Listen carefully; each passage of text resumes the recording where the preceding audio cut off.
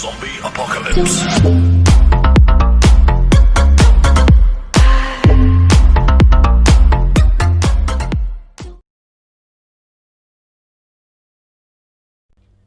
Welcome to this episode of the Poppa Show. I'm going to talk a little bit about Christmas and setting, New Year's goals, all these health trends and all that. Give a little insight, probably a little advice based on my own failures, not like I'm trying to educate you on what works and what don't work. I just know that it's been my vice for years to set these unrealistic New Year's goals because everybody's popping them off on Facebook, now Instagram, Twitter, Twatter, Tweeter, Tweep, Twip, Twap, Macadac, whatever the heck you're sharing it on, whatever app. Just don't use WhatsApp. And I'll get into that a little later because, there's a lot of backdoors on WhatsApp and a lot of people are using that to farm your information and backdoor and to hack all your accounts, and it's through WhatsApp. I did a little research on that, so I'll get into that. Let's talk about Christmas. Oddly enough, it doesn't look like Christmas is not coming.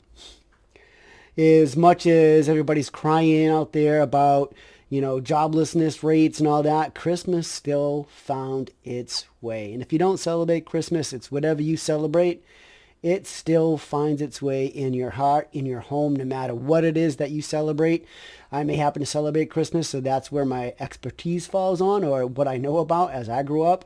I did get to hang out with some other kids that, of course, were Jewish, and they did Hanukkah and all that, and Kwanzaa. I got a little bit of exposure to that, so I had a little exposure to all the holidays. So, and I'm not bashing anybody if they don't celebrate any holidays. I knew Jehovah's Witnesses growing up. I really don't know any now because it's just not my circle. But I don't hold it against anybody for how or what they celebrate. So for anybody to do that to somebody and to bash them because they believe in Christmas, stop it, man. No one's out there trying to bash your beliefs, so don't push your agenda or what you want on people. That's bogus, man. And if you're a Christmas believer and you're bashing someone for not believing in Christmas, you know what? Don't do it. That's assholery to the fullest extent. Just enjoy the holidays, enjoy family. And as Poppa we say in a negative phone, fuck this negativity. Back off, lighten up. Who cares what they do? Who cares what they wear to represent their culture? I'm Irish. You see it in everything I put on here. Irish pride and all that. I chased a heritage for a while that I thought was part of my past, but it wasn't. And now I get to chase my heritage back even further. Based on some newfound discoveries of my great-great-great-great-grandfathers going 11 back, believe it or not, came over on the Mayflower. So I got to revisit my Irish pride here for a second and dive a little deeper into what my background is, but neither here nor there. I said something about Thanksgiving. Just celebrate and be grateful for being with family. That's all that matters. And if you can hear the sirens, the big old red trucks with the toolbox is going down the road to help somebody out. You go, boys. So yeah, just enjoy your holidays. Don't worry about what anybody else celebrates, right? And get your kids the presents they deserve. And if you're struggling financially, there's a lot of help for you guys out there. Toys for Tots, local churches. They're willing to make sure that Christmas or whatever holiday that you do, 12 gifts over a period of time, whatever it is, there's groups out there to help you within whatever your beliefs may fall. And spread the cheer no matter what it is. Be thankful. Look someone in the eyes. Be grateful. And just have the spirit of happiness. And that's what it's all about. Celebrate family and friends.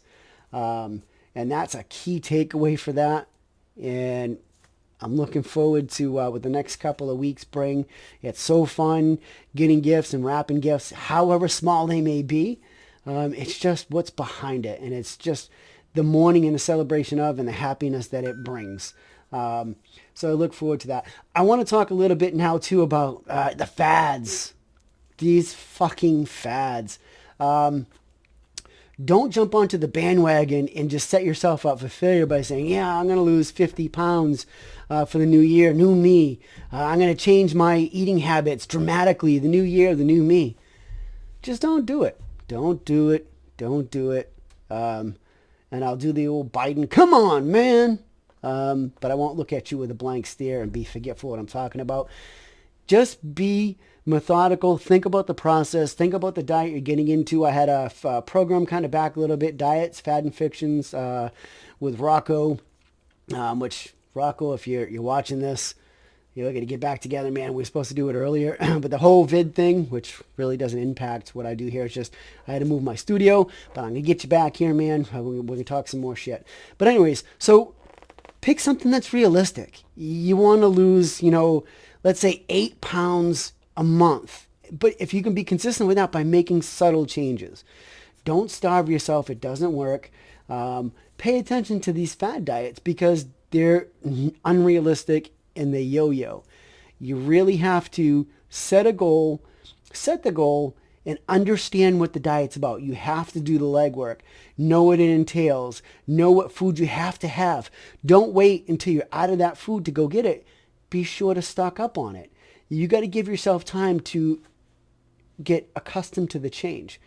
Because if you try to do it like this, you're setting yourself up for failure. You're going to run out of the foods that you need for this diet because there's always going to be specific foods to maintain specific diets. I'm not going to name any. You can go watch a previous program with Rocco and I, Diets, Fad, or Fiction, and get your takeaways from that because I really don't want to tell you what to choose because you need to choose for yourself, and that means it's self-study. Watch the video or go online and look all these diets up. Just prepare for it. Don't just wake up January 1st and say, I'm going to do it and not have anything prepared because you can set your goal. You know what your goal is going to be in January. So set it up for that and say, January 1st, I'm all set. After Christmas, I have all the stuff I have for this, New Year's resolution. And January 1st, it starts. But then you have it all laid out and you're setting yourself up for success. And that's no bullshit. If you want to talk about exercise, don't be like most. Don't be like me. I keep saying I should do it because it would be comical. 4 years, and I can tell you going back to 2007, I can string along probably a good 1 hour to 2 hour video of all these times I laid claims like, it's time for a change. I'm going to make a big difference this year, and I'm going to do this, this, this, and this. But you know what was always in that category? Was to lose weight. Well, last year I did something different, and I'm doing it again this year with my fellow workers. We're not doing the Biggest Loser because, you're not a loser. You're the biggest winner. And I see the competitions out there. And they call it the Biggest Winner too, outside of not trying to steal away from the show The Biggest Loser. So we call it the Biggest Winner because in this process, you get the support and everybody's a winner in my book as long as you make it to the end. I did this last year. I changed my eating habit. I didn't go spend a ton of money on all these fad stuff to eat for all these specific diets out there.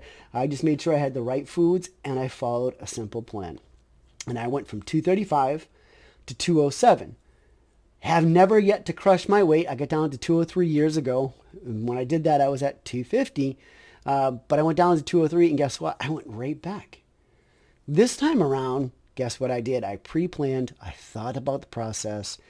I used what I learned from studying up on all these diets, and I applied it, and I did it over time. I wasn't trying to do this rapid lose, 13 pounds a week or 15 pounds a week and then just lose this massive amount of weight over a period of time. What I want everybody to do, which most of us did last time in this program I did for where I work, is it's just a program where it's self-supportive. Ask the questions and you learn from it. I'm not there to try and make someone do this rapid weight loss. There's another guy that lost over 60 pounds and I think he lost more and now he's maintaining. I've been maintaining. Another one of the guys that was on the competition, he's been maintaining. And then that's the process. It's learning and maintaining. Now we're coming around to do it again, and no one's really been trying to shove off a lot of weight. So what's going to happen when we kick up all that again? We're probably going to lose more weight because now we've been maintaining. So when we start to do this whole diet routine over again and just add a little bit of exercise and cardio into it, you're guaranteed to drop a little bit of weight. Nothing drastic. Who wants to lose another, 30 pounds? When you look at the BMI, and I hate to do this, and all you people out there that are in diet and fitness and all that, listen, I am just about 49 years old. My BMI said I should be 149 pounds. I will tell you what, at 22 2, I think, I put myself into like a cardio program, not by choice, by the way, for the Bad Boys Club. Found myself in a boot camp program for troubled youth and or alcohol addiction when I was in my younger years. And well, this was kind of a direct Marine ran. Everybody that was drill instructors, their DIs, they were from the Marines. So I got PT'd every morning. They would wake us up with the trash can down the bays. It doesn't matter. It was the same style drill and PT as going to a Marine boot camp, except for this boot camp lasted 16 weeks. I punched in there at 195 in stocky and left there at 149 pounds. And I look at a Christmas picture to remember my grandmother. And maybe I can find it and get it up here. I don't know. But I look like a crackhead. All you crackheads know what I'm talking about. And if you, and I hate to say that, but yeah, you know what I'm talking about. I just look sick. If you seen me in the store, it's like, yo, look at BJ. Oh, I mean, look at Benny. None of y'all call me Poppa B back then, but man, look at him. He's on something. No, I was just literally almost had, I think it was 4% body fat. I was 149 pounds, but let me tell you, I could run. I ran cross country before all that, but man, they ran you like crazy up there. But I could run for miles when I got out. That's what I did. But I looked sick. Who the heck in their right mind? Would you see me at 149 pounds? My face would be like, just, it'd be like, skeletons and bones. What I'm trying to get at, and I just ran into my whole life story. I do it anyways. Who gives two shits? This is my show. You get a little background on me. Just know that person that was fighting his demons back in the day, don't fight demons like that, and haven't since I got out of that boot camp. Those demons have been long behind me. So anyways, your BMI, let's be realistic. Look at your BMI, look at your shape, and tell yourself, is 149 pounds for me really going to work? Or is whatever your BMI really going to work for you? Or is that just asking too much to be this perfect American person based on the BMI?